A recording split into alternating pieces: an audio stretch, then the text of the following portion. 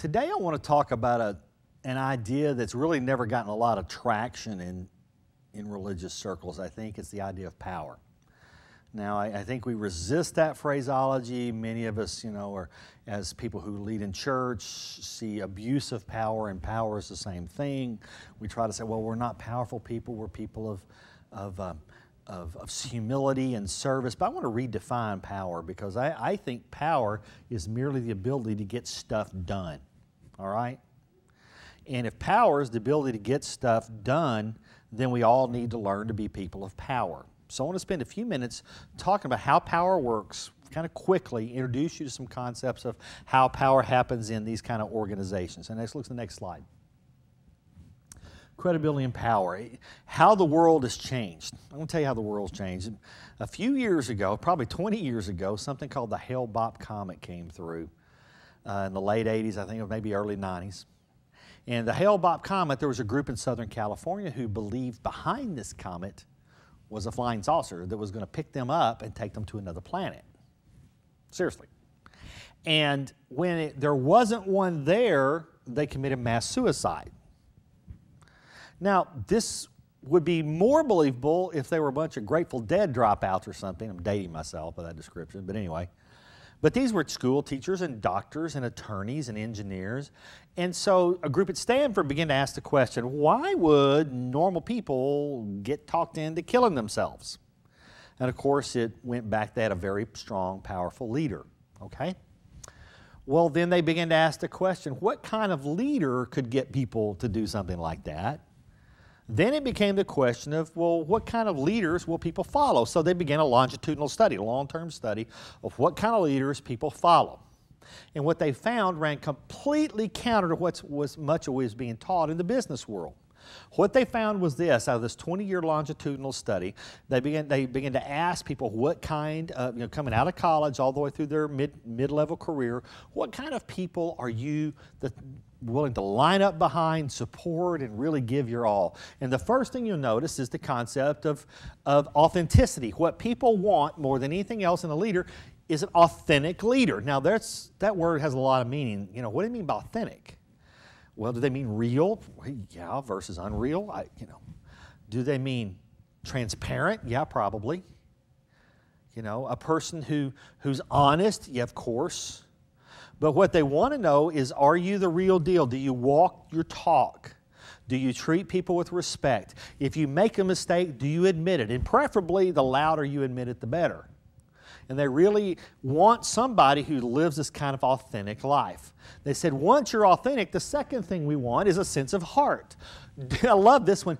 Do you like me? They want to know if their bosses like them. And they want to know if they like them more than just their ability to produce for the company.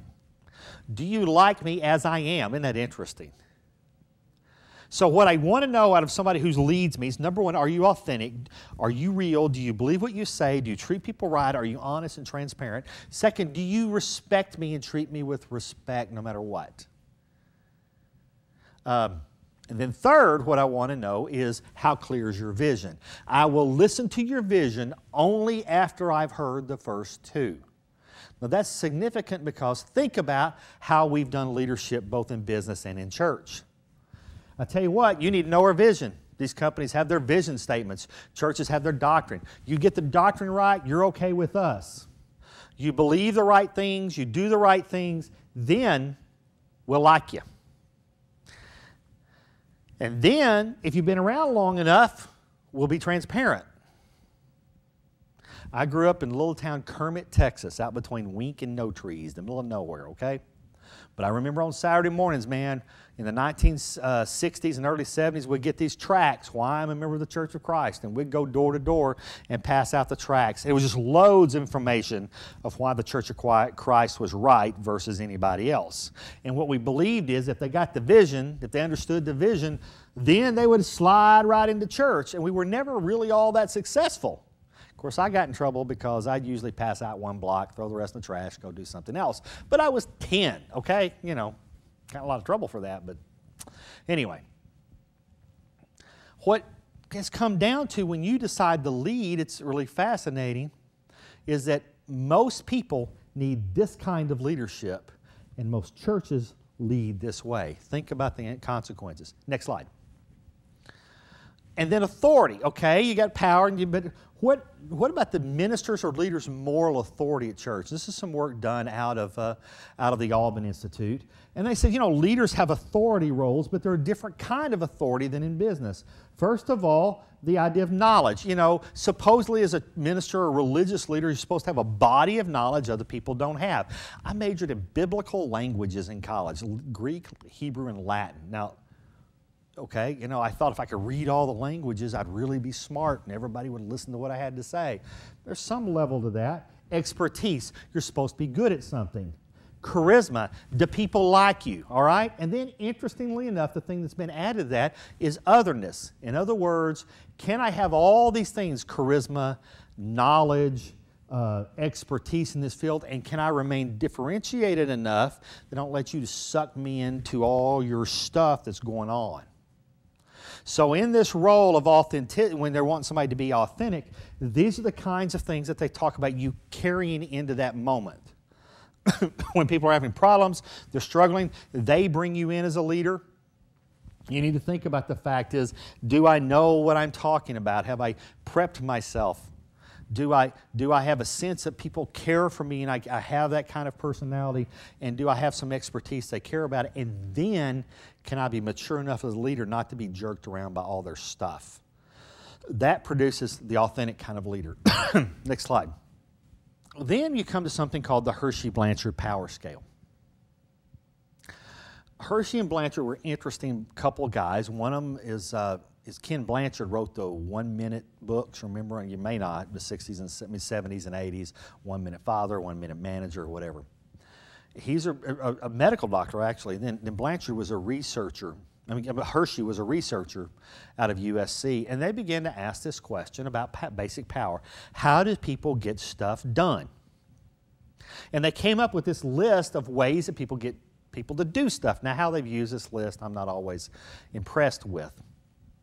But I think what's really interesting about Hershey and Blanchard is that they came up with this list. And what they said is, number one way you can get people to do stuff is to be coercive.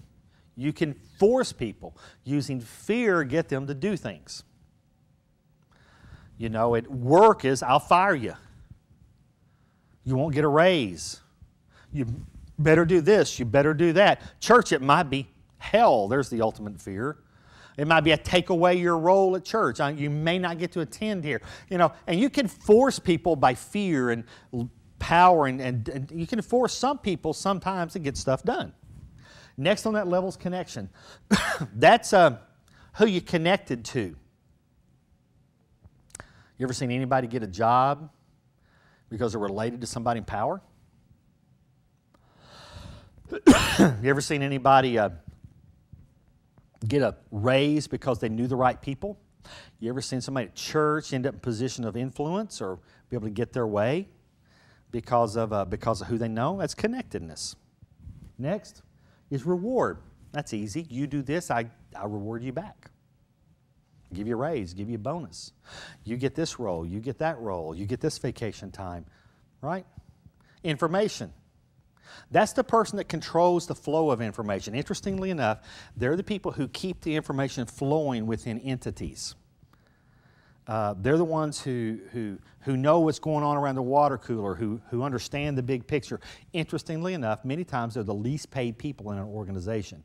The most powerful person in the church many times, I joked about this in another setting, is the church secretary. My very first job down in South Texas, I had this secretary named Durley. She was cool. She'd been there 22 years. I was 23 years old. She was like my mom. She walked in my office the first day and she said, Steve, I've been here 23 years and I'll be here when you're gone. 23 years. 23 years, I'll be here when you're gone. Now, it wasn't a threat. She's just establishing power. I was smart enough. I sucked up to Durley. I'm telling you, flowers. She was my buddy. She was my pal. And she protected me because she knew everything that was happening. That's power. Positional power, that's the job I have. I'm the minister. I'm an elder. I'm a CEO. You have to listen to me because I have this power. Yeah, it's true to a certain degree, maybe less so than other times. Expert, I possess a set of skills or knowledge you need. I may know a lot about the Bible. I may be a great preacher. I might be an engineer. I might be this. I might be that. And people need me. Therefore, I have power because they need my expertise. And finally, referent power or personality power, which is people follow you based upon the kind of person that you are. More than anything else, they trust you. They believe you're the right kind of person, and they're interested in following you.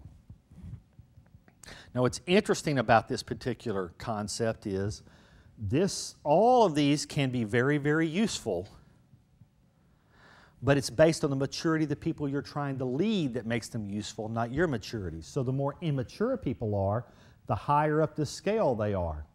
So when I used to teach 6th grade boys on Wednesday night, which is like punishment, Wednesday night Bible class, 6th grade boys, I use these 3. You better behave, I'm going to snatch you bald. I know your mama, and if you're nice, I'll get you some ice cream. Right? And that's how, it didn't matter what kind of person I was and how much I knew of Greek, that's how I managed them. On the other end of the scale, the more mature people are, they're more interested in this kind of side of the scale. Do you have a position of authority? And I appreciate that. Can I appreciate your expertise in how you treat people? And are you the kind of person I trust? One of the biggest problems that leaders have in churches is not being able to slide up and down the scale and use the appropriate power to get stuff done. Next slide. So here's some ways that you can deal with kind of power issues in church as we kind of close this out. If you got resisting the church and there's problems there and you're trying to get stuff done, you're trying to use authority, number one, recreate the history of the congregation. In other words, talk about the greatness of the past. That's important. Talk about wonderful things that have happened and how you want to honor people. Don't ignore the past, and that's the danger for many new leaders, but honor it. Number two, articulate shared values. Sit down and find arenas that people you disagree with and find common values and talk about those a lot. Don't talk about your differences constantly. Don't talk about your struggles constantly. Spend twice as much time articulating shared values as you do other things. Anoint and celebrate heroes.